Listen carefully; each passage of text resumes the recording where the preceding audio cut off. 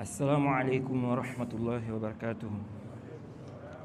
إن الحمد لله نحمده ونستعينه ونستغفره ونعوذ بالله من شرور أنفسنا ومن سيئات أعمالنا. من يهده الله فلا مضل له ومن يضلل فلا هادي له، وأشهد أن لا إله إلا الله وحده لا شريك له، وأشهد أن محمدًا عبده ورسوله. يا أيها الذين آمنوا اتقوا الله حق تقاته ولا تموتن إلا وأنتم مسلمون. يا أيها الناس اتقوا ربكم الذي خلقكم من نفس واحدة وخلق منها زوجها وبث منهما رجالا كثيرا ونساء، واتقوا الله الذي تساءلون به والأرحام إن الله كان عليكم رقيبا. يا أيها الذين آمنوا اتقوا الله وقولوا قولا سديدا يصلح لكم أعمالكم ويغفر لكم ذنوبكم، ومن يطع الله ورسوله فقد فاز فوزا عظيما. أما بعد. Louange à Allah, le créateur des cieux et de la terre. On le loue pour tout ce qu'il nous accorde comme bien et comme grâce, et on lui demande de prier sur son prophète Muhammad sallallahu alayhi wa sallam, sa famille, ses compagnons et tous ceux qui les ont suivis jusqu'au jour de la rétribution. Celui qu'Allah a guidé, personne ne peut l'égarer. Celui qu'Allah a égaré, personne ne peut le guider. Nous sommes toujours dans la traduction de l'explication des trois fondements du Cheikh Ibn Uthaymin, qu'Allah lui fasse miséricorde. On s'est arrêté sur la question de l'aveu et le désaveu. On a vu ici le verset que le Cheikh Mohammed ibn Abdul Wahhab a cité, le verset 22 de la sourate 58, où il nous parlait, n'est-ce pas, du fait d'aimer ceux qui s'opposent à Allah et à son messager. Il a mentionné son jugement et on a parlé, n'est-ce pas, de cela. De même, on a évoqué, n'est-ce pas, les questions en rapport avec les non-musulmans. Quel est le comportement qu'on doit avoir avec des non-musulmans? Alors, il nous reste une question ici à traiter, c'est le cas des gens de l'innovation. On a posé une question samedi passé. On a vu qu'on peut ne pas boycotter, n'est-ce pas, un non-musulman. Quelqu'un qui n'est pas musulman, on peut ne pas le boycotter. On parle avec lui. Et on boycotte quelqu'un qui est musulman à cause d'une innovation, ok? Ou bien même à cause d'un péché. Et on a évoqué un ishkal ici, que comment se fait-il que celui qui n'est pas musulman, on ne va pas le boycotter, et celui qui est musulman, on va le boycotter. Et les savants ont évoqué cet ishkal, cette problématique. Et ils ont répondu à cette problématique. Et on a dit aussi que cela réfute, n'est-ce pas, ceux qui sont contre le boycott. Il y a des gens aujourd'hui, ils sont contre le boycott. Ils voient qu'on ne doit pas boycotter un musulman. Il ne faut pas le boycotter, peu importe ce qu'il peut faire. On n'a pas le droit de le boycotter. Et donc, parmi les arguments qu'ils avancent, ils disent qu'on voit, n'est-ce pas, les gens de la Sunna ne pas boycotter des non-musulmans. Alors, si celui qui n'est même pas musulman, on ne le boycotte pas, comment peut-on boycotter celui qui est musulman? Ils amènent souvent ça comme argument.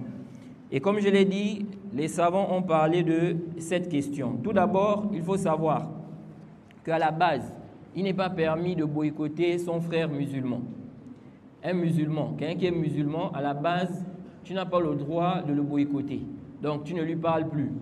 Tu ne le salues pas. S'il te passe le salam, tu ne réponds pas. Tu ne lui rends pas visite. Tout ça là, à la base, c'est quoi? C'est prohibé. À la base, c'est quoi? C'est interdit. Ok? Tu n'as pas le droit de boycotter ton frère musulman. Et ceci sur base de la parole du prophète Muhammad sallallahu alayhi wa sallam dans le Sahihain. Le hadith rapporté par l'imam al-Bukhari et l'imam Muslim. Le hadith d'Abi Ayyub. Le prophète Muhammad sallallahu alayhi wa sallam a dit: La yahillu li muslimin an yahjara akhahu il n'est pas permis pour un musulman de boycotter son frère. Le prophète dit, il n'est pas permis pour un musulman de boycotter son frère plus de 3 jours ou 3 nuits. Il dit, yaltaqiyan fayu'ridu hadha wa yu'ridu hadha wa khayruhuma alladhi yabda'u bis salam. Le prophète dit, ils se rencontrent, celui-là tourne le dos à celui-là, celui-là tourne le dos à celui-là. Il dit, le meilleur parmi eux, c'est celui qui a passé le salam en premier. Ok?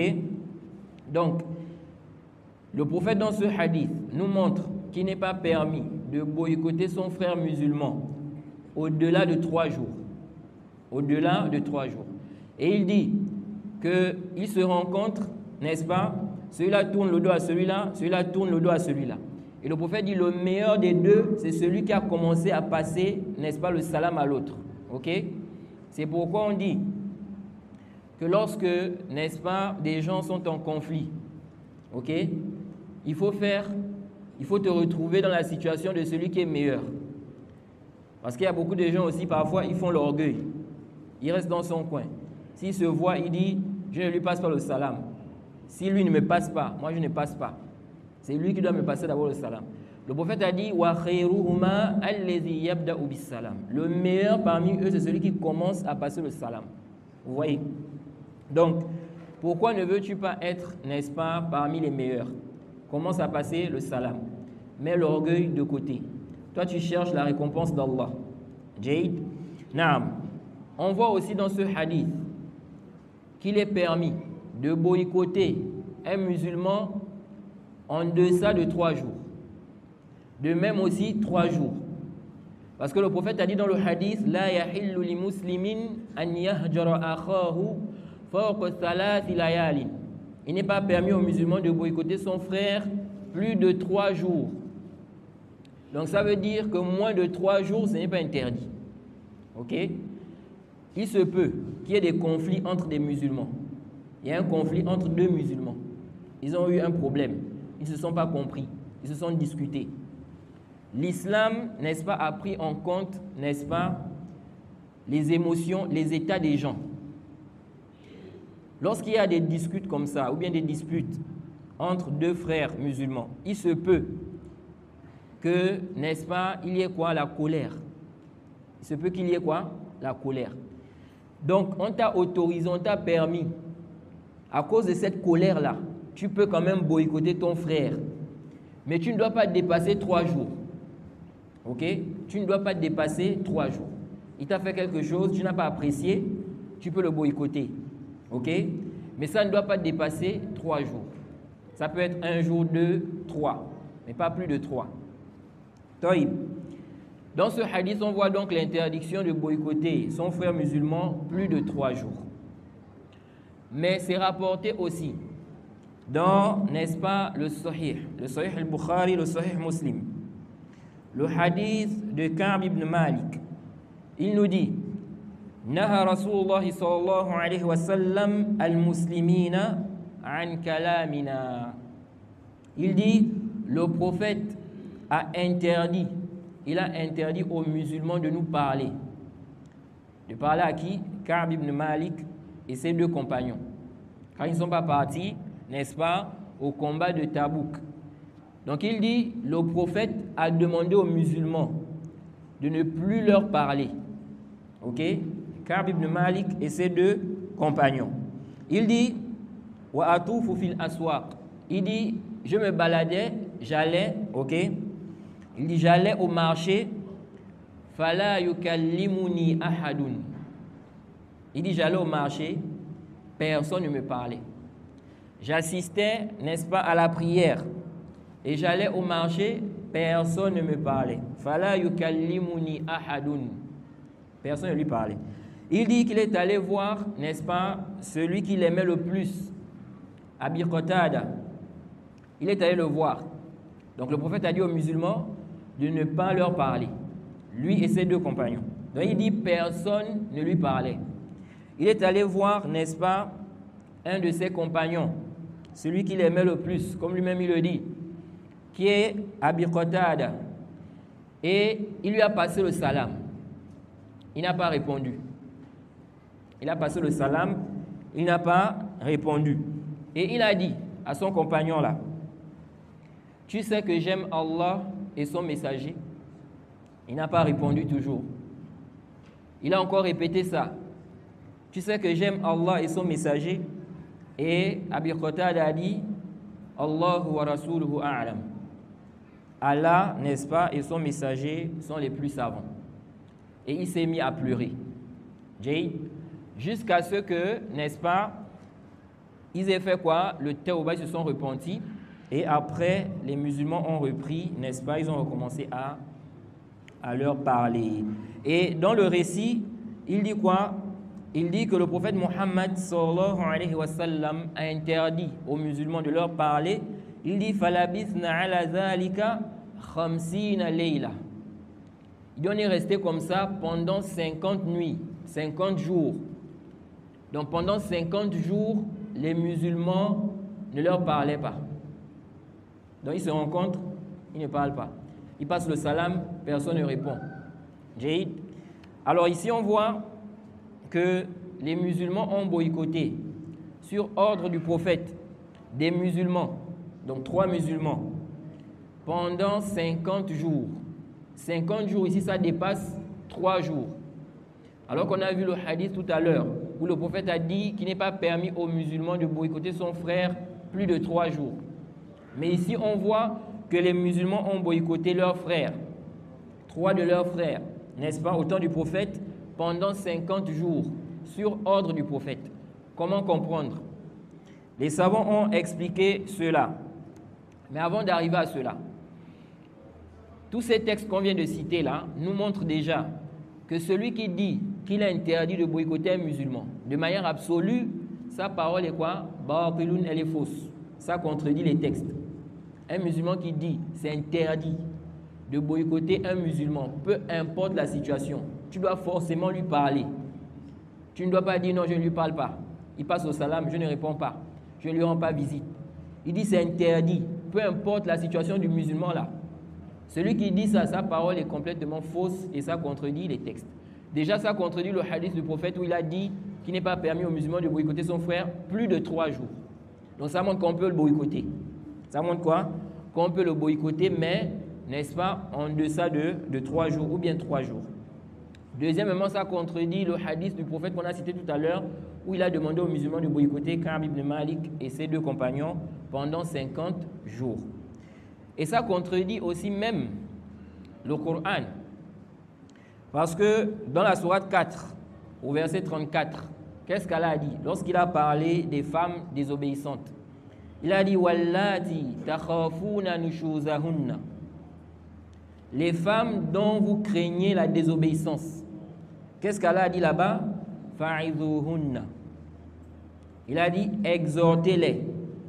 Wahjuruhunna fil madaji'. Exhortez-les. Ensuite il a dit Wahjuruhunna fil madaji'. Il a dit ici là boycottez-les dans les lits. Ici là, n'est-ce pas? Vous allez voir que certains traduisent ça par, n'est-ce pas? Éloignez-vous d'elle dans le lit. Mais normalement, le mot qui est utilisé là-bas, c'est quoi? C'est le hajr. Allah a dit wahjuruhunna fil madaji'. Donc le hajr, le boycott. Boycottez-les dans les lits. Fa in ata'nakum fala tabghu alayhinna sabila. Maintenant, si elles vous obéissent, ne cherchez plus de voix contre elles. Dans ce verset, on voit clairement qu'Allah a dit des femmes ou les femmes dont on craint la désobéissance, il dit d'exhorter. Donc maintenant, la femme n'obéit plus au mari. Le mari demande à la femme de faire certaines choses, n'est-ce pas? La femme n'obéit pas. Elle désobéit au mari. Pourtant, ce que le mari lui demande de faire, ce n'est pas une désobéissance. Allah dit exhortez-les. Il faut exhorter. Tu n'as pas le droit de faire ça. Allah a dit comme ça. Le prophète a dit comme ça. Crains Allah. On exhorte.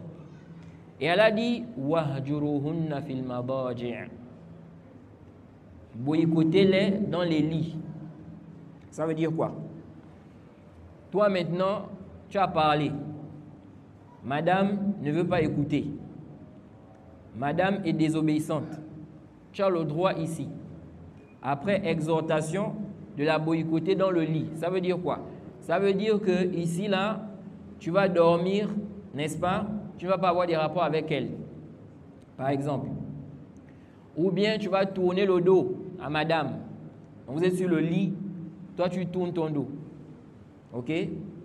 Tu lui tournes quoi? Le dos. Ou bien tu ne lui parles pas.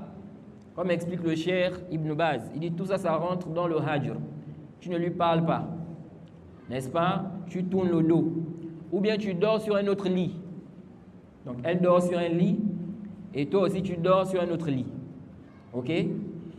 Et le Cheikh Ibn Baz dit même, tu peux aussi dormir dans une autre salle, dans une autre pièce. Tu la laisses là-bas.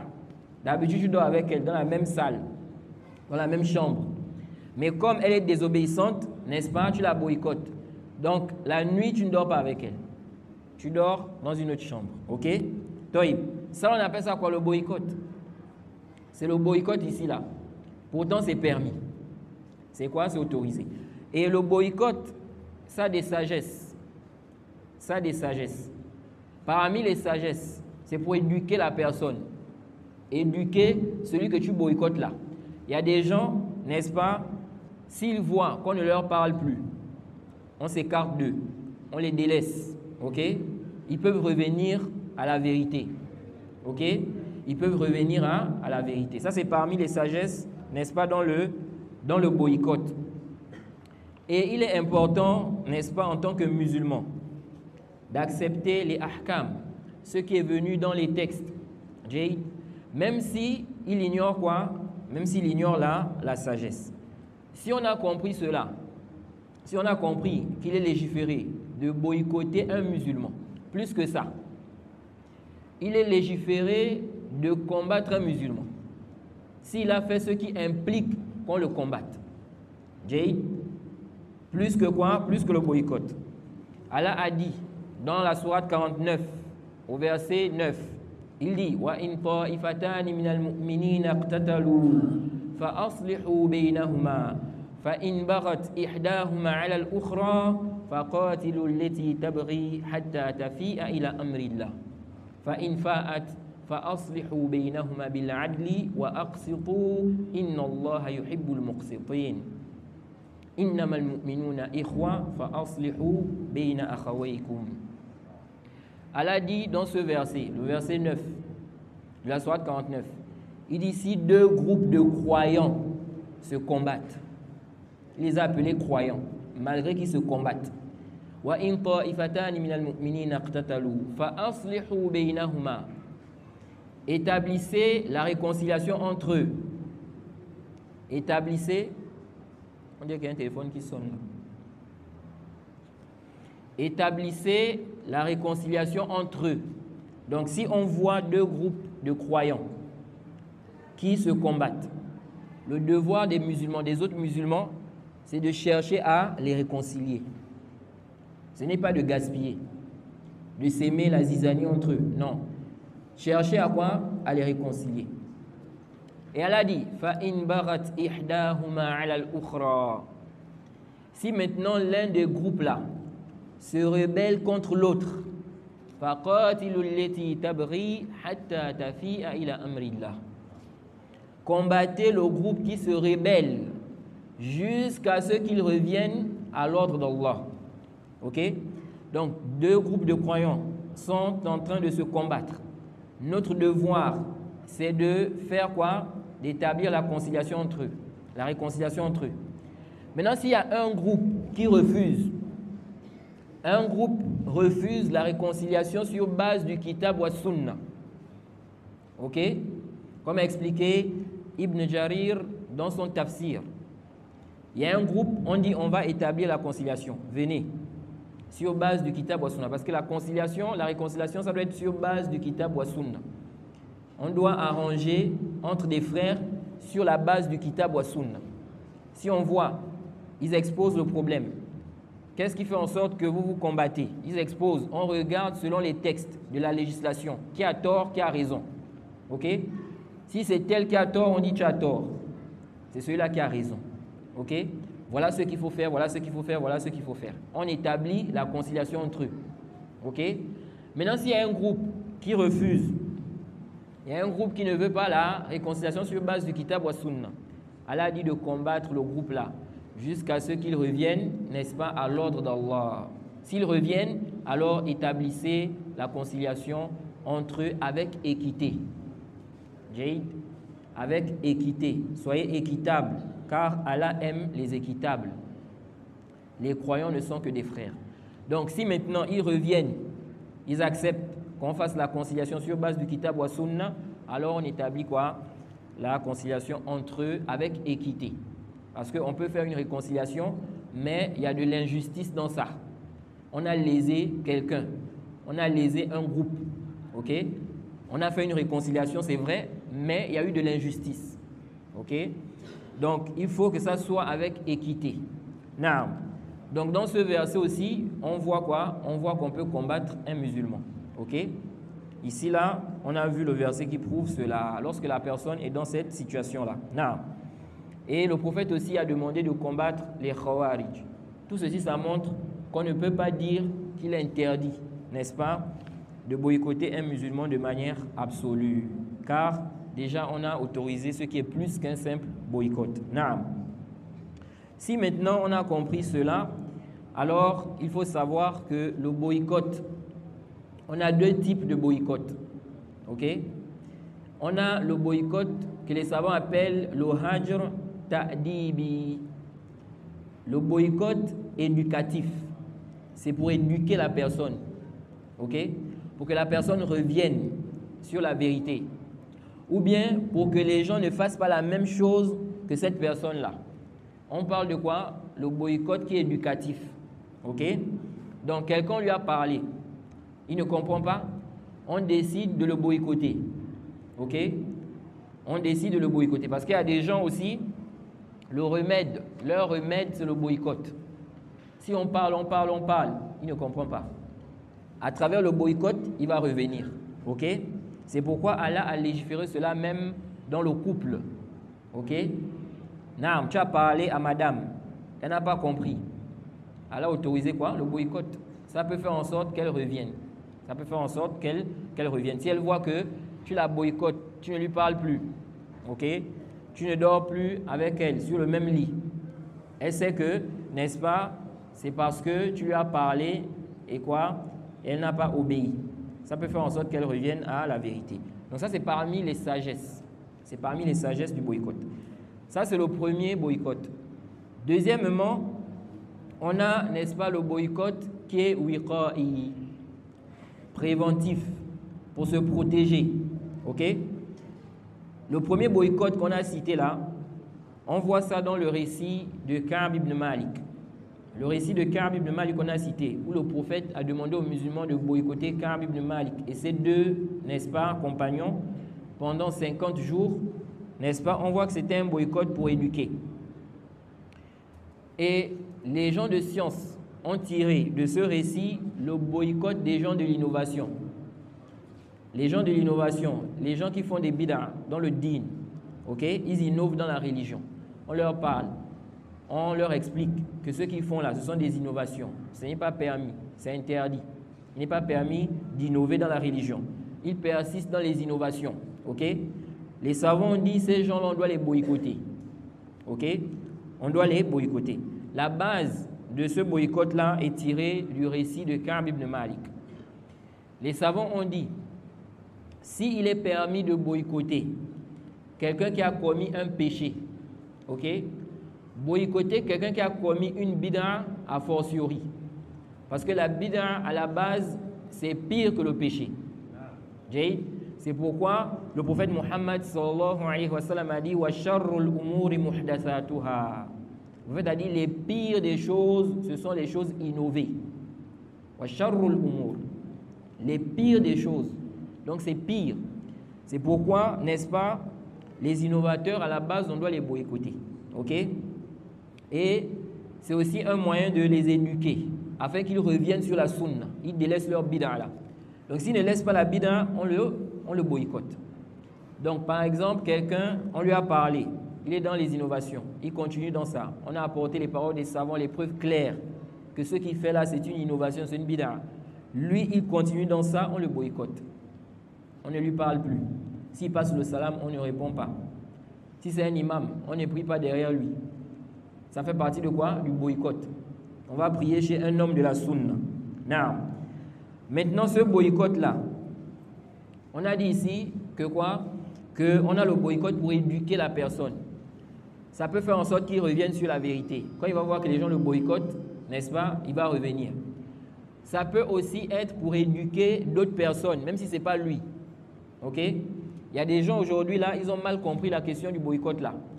Ils disent, comme on va le voir, c'est vrai, que le boycott éducatif là, c'est par rapport aux mots et aux intérêts. Il se peut que quelqu'un, le fait de le boycotter, ça va emmener encore un plus grand mal. Ok? Si on le boycotte, au lieu que ça diminue le mal, ou bien au lieu que ça fasse en sorte qu'il revienne sur la vérité, ça va causer encore un plus grand mal. Il devient même pire. Ok? Il y a des cas comme ça. Donc les gens de science ont expliqué que le boycott là, qui est éducatif, ça varie en fonction des situations. Ok? Comme on va le voir. Maintenant, il y a des gens, ils ont compris de là que si toi, tu veux boycotter quelqu'un, si tu sais que même si tu le boycottes, il ne va pas changer, ils ont dit qu'il ne faut pas boycotter. Ok? Donc, ils ont dit boycotter quelqu'un, le but, c'est quoi? C'est pour qu'il revienne de son péché, de son innovation. Ok? Bon, si maintenant, toi, tu sais qu'en le boycottant là, il ne va pas changer. Donc ça ne sert à rien de boycotter. Il ne faut pas le boycotter. Ok? Ça, ce n'est pas vrai. Ça, ce n'est pas quoi? Vrai. Parce que le boycott, quand on fait le boycott là, ce n'est pas seulement, n'est-ce pas, pour celui-là à qui tu fais le boycott. On peut aussi boycotter pour les autres. Pour que les autres voient que ce qu'il est en train de faire, ce n'est pas bien. Il ne faut pas faire ça. Donc même si lui-même, il ne revient pas, quand les musulmans, les autres vont voir que, ah, vous avez vu, hein, celui-là, n'est-ce pas, l'imam ne lui parle pas. L'imam l'a boycotté. Les étudiants en sciences, n'est-ce pas, les chouyours l'ont boycotté. Ok? Ils vont faire quoi? Ils vont avoir peur de tomber dans la même chose. Donc même si lui-même, il ne revient pas, on sait, on est sûr que, ah, lui là, lui, c'est comme certains disent, je m'en fous. Il dit, même si on me boycotte, moi, ce n'est pas mon problème. Ok? Même si lui ne va pas revenir, mais les autres. Ok? C'est comme aussi la question des roudoud, les réfutations là. Lorsqu'on parle de réfutation, ok, on va réfuter par exemple quelqu'un. Quelqu'un s'est trompé, il a commis une erreur, ok, ou bien des erreurs. On lui a parlé, on lui a donné des conseils, il n'a pas compris. Il continue dans ça. Maintenant, on décide de le réfuter publiquement. Vous allez voir des gens qui vont dire les réfutations ne servent à rien. Si celui-là, il ne change pas. Donc, comme il n'a pas changé là, comme il n'a pas changé, lui, il continue toujours dans ses innovations, dans sa fausseté. Ils disent quoi? Réfuter ne sert à rien. Donc, il ne faut pas réfuter. Il dit, voilà ceux-là, ils sont là toujours en train de réfuter. Depuis que vous réfutez un tel là, vous avez vu qu'il a changé? Il n'a pas changé. Il est toujours dans son faux. Il est toujours dans sa bid'a. Donc, ça ne sert à rien. Là, parce que quand on réfute là, ce n'est pas forcément et nécessairement pour que celui-là, qu'on réfute, revienne sur le haqq. Non, c'est parmi les buts. Mais ce n'est pas le seul but. Ok? On réfute aussi pour éclairer, pour faire comprendre aux autres que ça c'est une erreur. Il ne faut pas suivre ça. Attention. On réfute aussi, n'est-ce pas? Il se peut que des gens qui suivent cette personne-là reviennent sur la vérité. Donc ce n'est pas forcément lui. Il peut revenir, il peut ne pas revenir. Mais les autres qui l'ont suivi dans ça. Ok? Donc on ne va pas dire ici que ça ne sert à rien de réfuter parce que lui, depuis que vous êtes en train de le réfuter là, il ne change pas. Ok? Il n'y a pas que lui. Et puis aussi, on est en train de faire notre devoir. C'est comme Allah a dit. Lorsqu'Allah a parlé, n'est-ce pas, d'un peuple. Un peuple qui a dit, n'est-ce pas, à un autre groupe. Lima ta'izuna qawman Allahu muhlikuhum aw mu'adhibuhum 'adhaban shadidan. Ils ont dit, pourquoi exhortez-vous un peuple qu'Allah va châtier, va punir? Ceux-là, Allah va les châtier. Pourquoi vous exhortez ces gens-là? Ils ont dit quoi? Ma'aziratan. Ils ont dit quoi? Ils ont dit ici, là, c'est pour décharger notre responsabilité. vis-à-vis d'Allah. Et peut-être qu'ils vont revenir sur la vérité. Ok? Donc, quand on fait le rad, quand on fait la réfutation, on exhorte là. Ok? Même si celui que tu exhortes là, tu te dis qu'il ne va pas revenir, il ne va pas changer. Mais toi, tu as enlevé l'obligation. Vous voyez, c'est une obligation. Le prophète Muhammad sallallahu alayhi wa sallam a dit dans le Sahih Muslim, le hadith d'Abi Sa'id al-Khudri, le prophète a dit Man ra'a minkum munkaran falyughayyirhu biyadihi fa in lam yastati' fa bilisanihi fa in lam yastati' fa biqalbihi dhalika ad'afu al-iman. Le prophète a dit celui parmi vous qui voit un mal, qui change cela avec sa main, s'il ne peut pas avec sa langue, s'il ne peut pas avec son cœur, c'est le plus bas degré de la foi. Okay? Donc si tu vois quelqu'un qui est en train d'égarer les musulmans, il est en train d'apporter des ambiguïtés, des shubhat, ça égare les gens. Il y a des gens même qui délaissent la religion à cause de lui. Toi tu viens faire le rad, tu viens réfuter celui-là, tu viens montrer qu'il est dans le faux, il ne faut pas le suivre. Tu montres ici ses égarements. Ok? Quelqu'un va dire mais depuis que tu es en train de réfuter, il n'a pas changé. Mais il n'y a pas que lui. C'est une obligation pour moi de réfuter. Ok?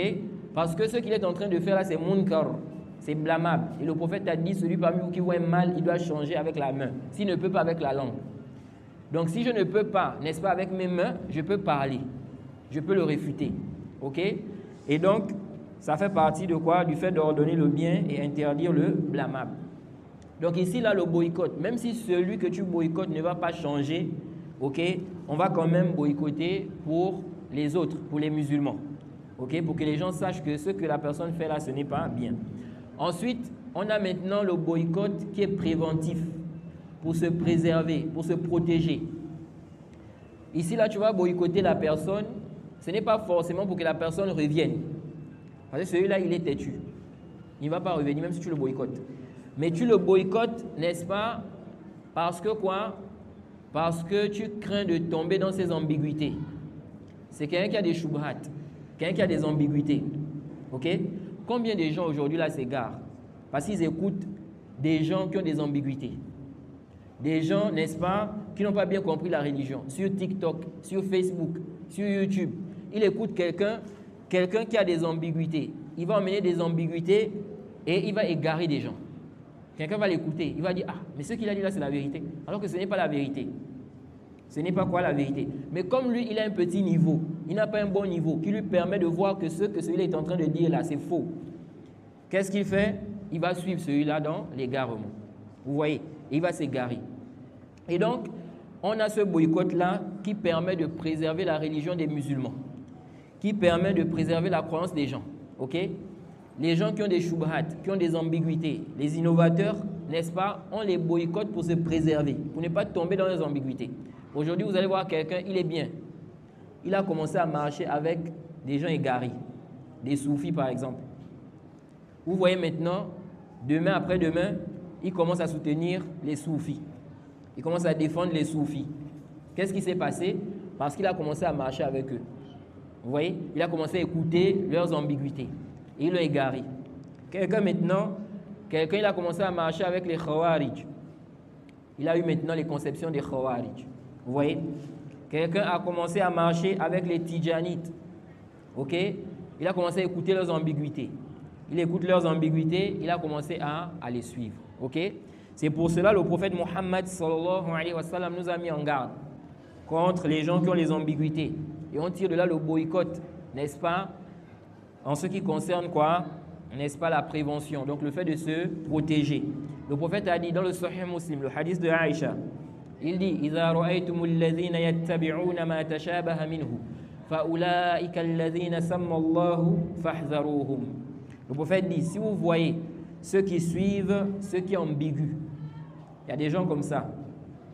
Dans la religion, ils aiment suivre ce qui n'est pas clair, ce qui est ambigu. Ils laissent ce qui est clair pour suivre ce qui n'est pas clair. Vous voyez? Le prophète dit, si vous voyez des gens comme ça, on lui dit, Allah a dit, le prophète a dit, il est toujours en train de dire, mais il y a un texte comme ça, il y a un hadith comme ça, il emmène toujours ce qui n'est pas clair. Alors que la position des gens de la sunna, c'est quoi? On doit comprendre ce qui n'est pas clair à la lumière de ce qui est clair. Donc comme ce n'est pas clair là-bas, là où c'est clair là, ça vient clarifier ce qui n'est pas clair. Ça, c'est la méthodologie des gens de la sunna. Mais les gens du faux, les gens de l'égarement, ils laissent ce qui est clair et ils suivent ce qui est ambigu. Et Allah a parlé de ces gens-là dans le Coran, dans le verset 7. de la sourate 3.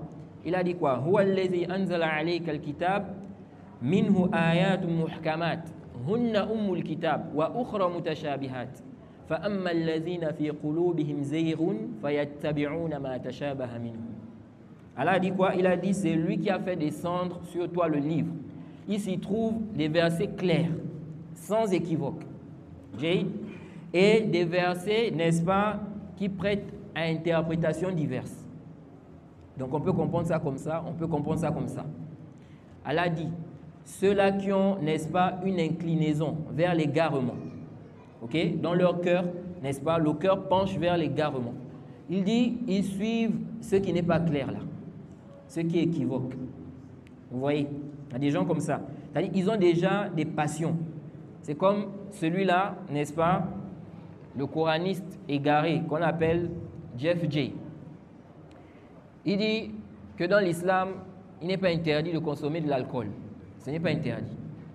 Vous voyez? Beaucoup de gens, n'est-ce pas, qui le suivent parce qu'ils ont déjà ce penchant-là. Vous voyez? Ils ont ce penchant vers l'alcool. Ils aiment ça. Donc, ils ont trouvé quelqu'un qui dit « Ah, c'est halal ». Ils sont en train de soutenir. Il y a des gens comme ça. Ils ont déjà des passions. Donc, ils cherchent quelque chose, n'est-ce pas, pour venir faire quoi? Confirmer ce sur quoi ils penchent. Donc, ici, là, nous disons, ces gens qui ont des ambiguïtés, le prophète dit ici, si vous voyez des gens qui suivent ceux qui sont ambigus, ce sont ceux-là qu'Allah a cités dans, n'est-ce pas, le verset 7 de la sourate 3. Il dit, prenez garde, éloignez-vous de ces gens-là. Vous voyez?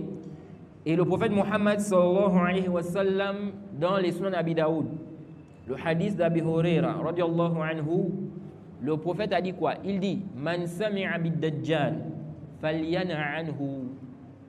Fawallahi inna ar-rajula la ya'tihi wa huwa yahsabu annahu mu'min fayattabi'uhu lima yub'ath bihi min ash-shubuhat.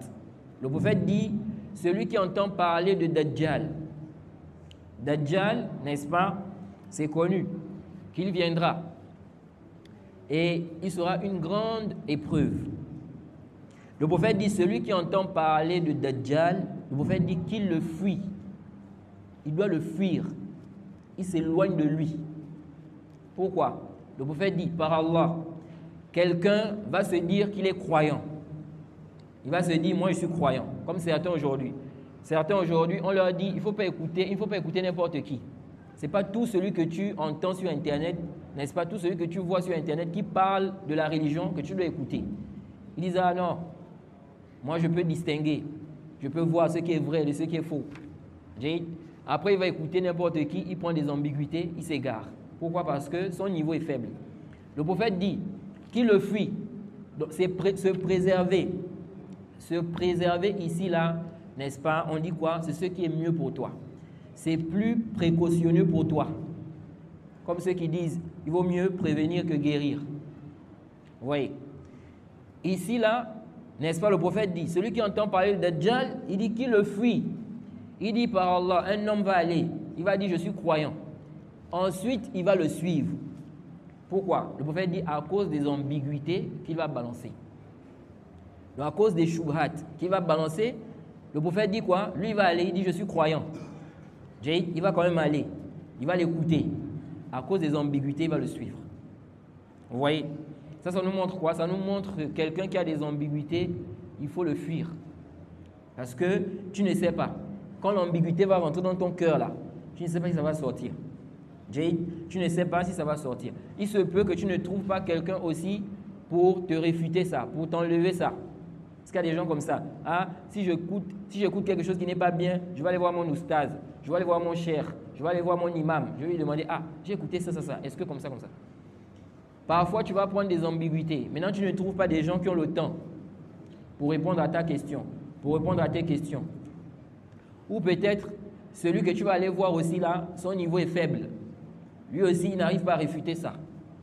Tu fais comment? Vous voyez? Donc, le mieux, c'est quoi? C'est de se préserver. C'est pour cela, les salafs ont mis en garde contre les gens de l'innovation et ils ont demandé de boycotter les gens de l'innovation parce que les gens de l'innovation ont des ambiguïtés. ils ont des shubhat. Vous voyez aujourd'hui des gens qui disent qu'il y a des bonnes innovations.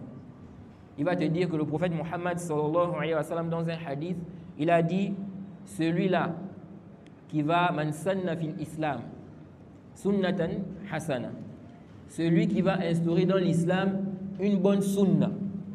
Ah, il dit voilà, le prophète a dit. Vous dites non, toutes les innovations dans la religion c'est bid'a, c'est interdit, etc. Le prophète a dit ici, celui qui va instaurer dans l'islam une bonne innovation. Ça c'est une ambiguïté. Si maintenant toi tu n'as pas le niveau pour connaître comment tu vas réfuter ça, tu vas tomber dans son piège, tu vas le suivre et tu vas t'égarer. Tu vas venir maintenant demain, ah vous avez dit que non, les innovations sont interdites. Il n'y a pas de bonnes innovations dans la religion. Mais le prophète a dit comme ça, voilà un dalil, quelqu'un m'a cité un dalil. Vous voyez? Pourquoi? Parce que tu es parti écouter les gens de l'innovation, les gens du foot. Vous voyez? Alors que ce hadith-là s'explique par le sabab, par la cause. La cause. Qu'est-ce qui a fait que le prophète dise cela? Ok? Ici, là, le sens, ce n'est pas celui qui va emmener une chose qui n'est pas dans le din. Non. Ici, là, ce qui est visé, c'est celui qui va faire revivre une chose qui est déjà prouvée dans la religion. Parce que la cause pour laquelle le prophète a cité cette parole-là, c'est quoi? Des gens sont venus, ils étaient pauvres. Quand ils sont arrivés, le prophète a vu leur état. Il était triste par rapport à leur état. Il a fait, n'est-ce pas, une exhortation. Il a exhorté les musulmans dans le fait de dépenser, de faire des aumônes, d'aider les gens. Ok? Afin d'aider ces gens qui étaient pauvres là. Et c'est comme ça qu'un homme s'est levé. Il est allé chez lui. Il a pris ce qu'il a pu prendre comme bien, il est venu donner. Quand il a fait ça, les autres l'ont suivi. C'est là où le prophète a dit ça. Ok? L'aumône ici, là, il n'y a pas de doute que ce n'est pas une bid'a, ce n'est pas une innovation. Donc quand le prophète dit ici, quand le prophète dit à la suite de l'acte de ce dernier-là, celui qui va instaurer ou faire revivre une sunna dans l'islam, il aura la récompense de ceux qui l'ont suivi. Ok? Donc le prophète veut dire quoi? Il veut dire ici, celui qui va commencer à faire une chose qui est à la base dans le din. Mais les gens ne font pas ça. C'est lui qui a commencé. Ensuite, les gens l'ont suivi. Ok? Tu arrives maintenant dans un quartier ou bien dans une ville, on n'enseigne pas le Coran. Les gens n'enseignent pas le Coran. C'est toi qui as commencé ça. Maintenant, les gens, quand ils ont vu que tu as fait, ils ont aussi fait. Donc, ils ont suivi, t'ont suivi. Ok? On dit ici, man sanna fil islam sunnatan hasana. Ok? C'est ça le sens. Bref. Donc, on revient ici pour dire quoi? Pour dire que celui qui a des ambiguïtés là, il faut le fuir. Surtout lorsque ton niveau n'est pas quoi? Il n'est pas élevé. Tu ne dois pas écouter n'importe qui. Donc, quand les salafs ont mis en garde, quand les salafs ont demandé de boycotter les gens de l'innovation, ok? Non, c'est vrai que parmi les buts, c'est pour qu'ils reviennent sur la sunna, ils délaissent leurs innovations. Mais ce n'est pas que ça, c'est aussi pour se préserver, pour préserver les musulmans, pour que les musulmans ne tombent pas dans les ambiguïtés des gens de l'égarement. Non. Ensuite, comme on a dit, ce boycott-là, il est quoi? Il varie, n'est-ce pas, selon les situations. Là, on parle du boycott qui est éducatif. Parce que le boycott, pour se préserver là, même si celui que tu veux boycotter ne revient pas sur la vérité, même si les gens, n'est-ce pas, autour ne vont pas, n'est-ce pas, être, n'est-ce pas, influencés par ce boycott-là, toi ici, là, du moment où tu crains que cela t'égare, tu peux le boycotter. Ok? Quelqu'un maintenant, tu sais que si tu marches avec lui, si tu es avec lui, il va t'entraîner dans les bid'ah, il va t'entraîner dans le faux. Tu peux le boycotter, tu t'écartes de lui pour te préserver, pour ne pas tomber dans ces ambiguïtés. Parce que tu sais que toi, tu n'as pas plus de science que lui, donc il va t'embrouiller. Donc tu t'écartes de lui. Même si lui-même ne va pas revenir sur la vérité, même si des gens ne vont pas être influencés par ce boycott-là. Ici, tu le fais pour te préserver toi-même. Et l'imam Nawawi, dans son livre Riyad al-Salihin, ce livre que beaucoup de musulmans ont, le Jardin des Vertus, c'est un livre qui est traduit aujourd'hui, le Jardin des Vertus. Si vous partez dans ce livre-là, vous allez voir que l'imam Nawawi a mis un chapitre là-bas. Il a mis Babu Tahrim al-Hujran Bain al-Muslimin. Il dit chapitre, l'interdiction de boycotter les musulmans, ou l'interdiction, n'est-ce pas, du boycott entre les musulmans. Donc il dit c'est interdit. Il dit illa sauf li bid'atin fil mahjour. Sauf, n'est-ce pas, dans le cas où celui qui est boycotté a commis une innovation. Donc ça, c'est permis. Il a commis une bid'a. On lui a dit, c'est interdit, ce n'est pas bien, il ne faut pas faire ça, il faut délaisser l'innovation là. Il continue, on peut le boycotter. Il dit ici, ou bien il a extériorisé quoi? Une perversité ou ce qui est semblable à cela. Quelqu'un qui fait le zina, il fait le zina, on lui parle, on lui dit ce n'est pas bien, c'est interdit, crains Allah, il faut délaisser ça. Il continue, tu peux le boycotter. Ok? Tu peux le boycotter. Non.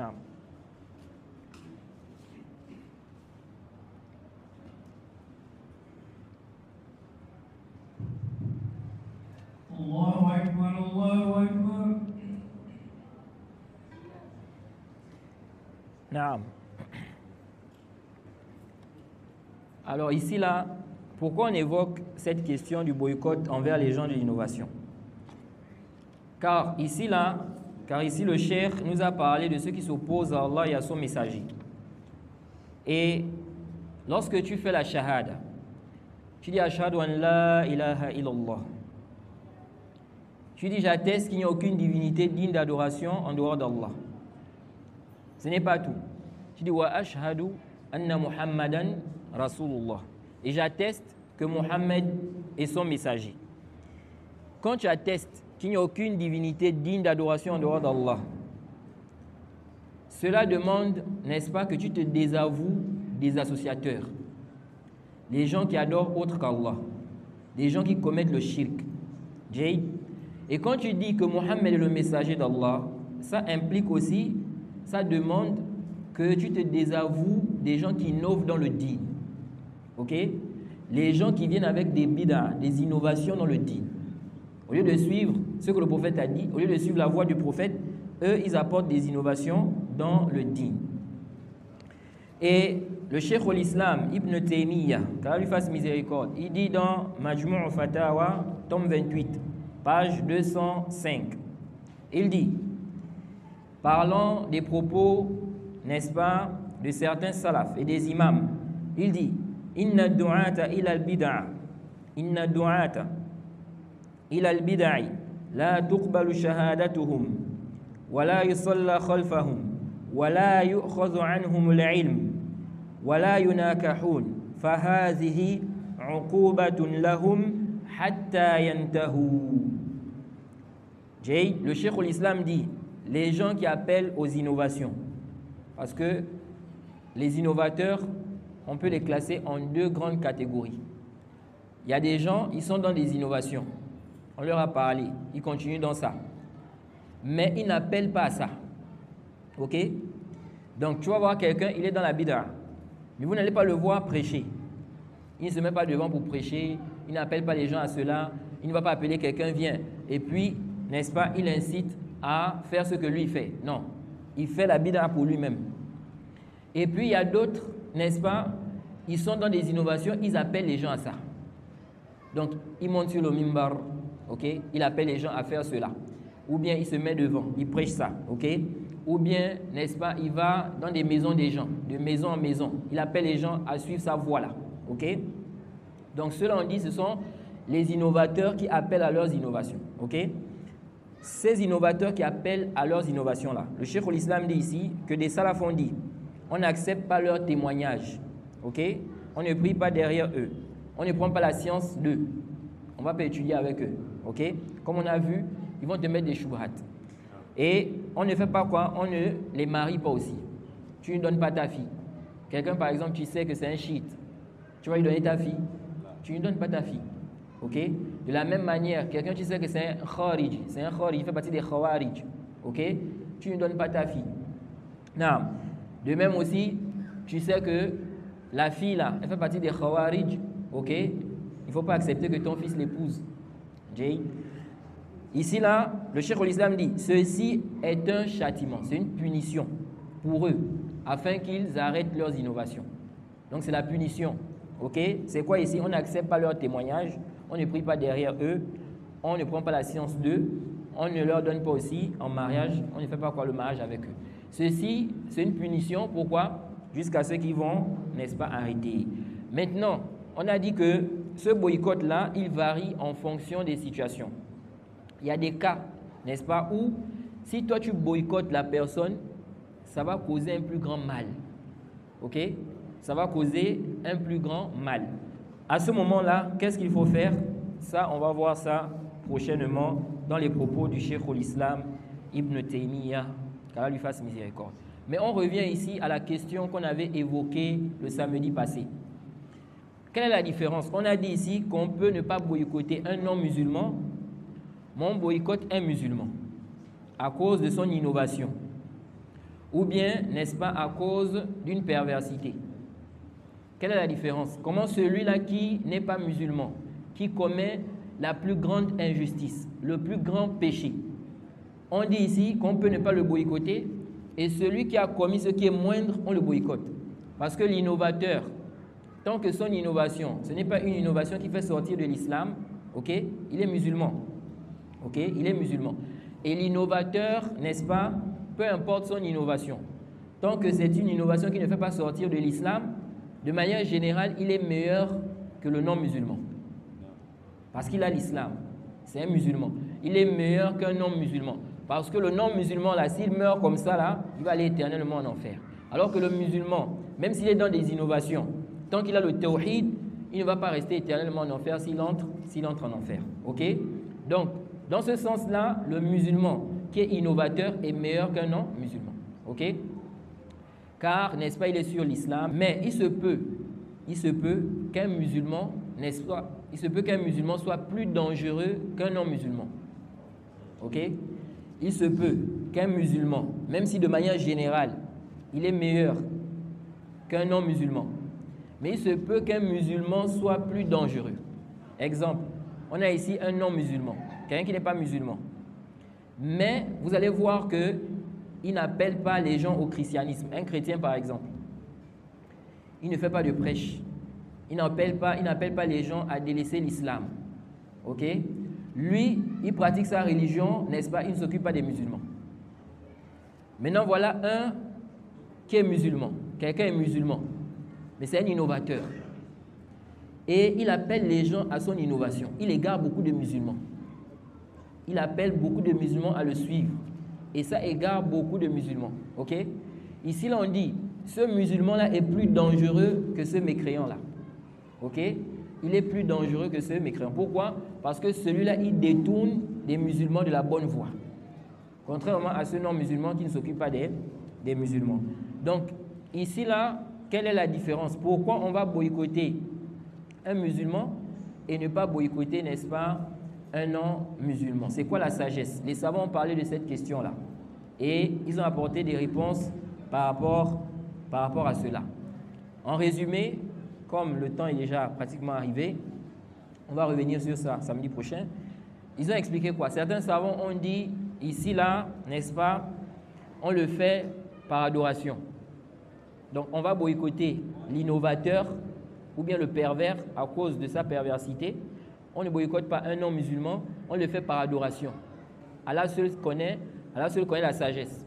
Pourquoi cette différence-là? Alors que le mécréant, n'est-ce pas, il est pire à la base. Certains gens de science ont dit ça. D'autres ont dit que cette différence-là, pourquoi cette différence? Cette différence parce que ils ont dit le non-musulman là, même si on le boycotte, ça ne va pas faire en sorte qu'il revienne, qu'il délaisse sa mécréance. Ok? Maintenant, tu as un voisin, il est non-musulman. Tu dis je le boycotte. Ok? En le boycottant là, est-ce que ça va faire en sorte qu'il rentre dans l'islam, qu'il délaisse le koufr, sa religion de koufr, pour suivre l'islam? Ils ont dit ici que le plus souvent, n'est-ce pas, le fait de boycotter un non-musulman, ça ne va pas faire en sorte qu'il revienne, n'est-ce pas, qu'il vienne dans l'islam. Ok?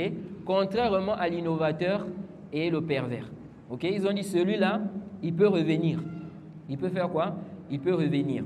Ça, c'est parmi les explications. Et parmi les explications aussi, c'est quoi? C'est que le cas du mécréant, son cas est clair. Le non-musulman, son cas est clair pour les musulmans. Maintenant, un chrétien, s'il se met devant pour parler, ok? Généralement, il ne va pas égarer les musulmans. Sauf ce qu'Allah voudra. Parce qu'ils savent que celui-là n'est pas musulman. Ok? Donc, ils ne vont pas le suivre. Ils savent que celui-là, il n'est pas musulman. Donc, ce qu'il va dire là, non, on ne peut pas le suivre. Mais quelqu'un qui vient, il parle, il dit Allah a dit, le prophète a dit. Ok? Lui là, il va plus tromper. Il va tromper les musulmans. Ok? Donc l'innovateur qui se met devant, n'est-ce pas? Il fait da'wa, il appelle les gens à son innovation. Il va tromper les gens contrairement, n'est-ce pas, aux non-musulmans dont les musulmans savent déjà quoi. Ils connaissent déjà son hal. On s'arrête ici, on demande qu'Allah nous facilite. Inch'Allah, on va revenir sur ce point-là samedi prochain. S'il y a une question, peut-être ou deux avant la prière. La prière, c'est 40, non, imam? La prière. Non.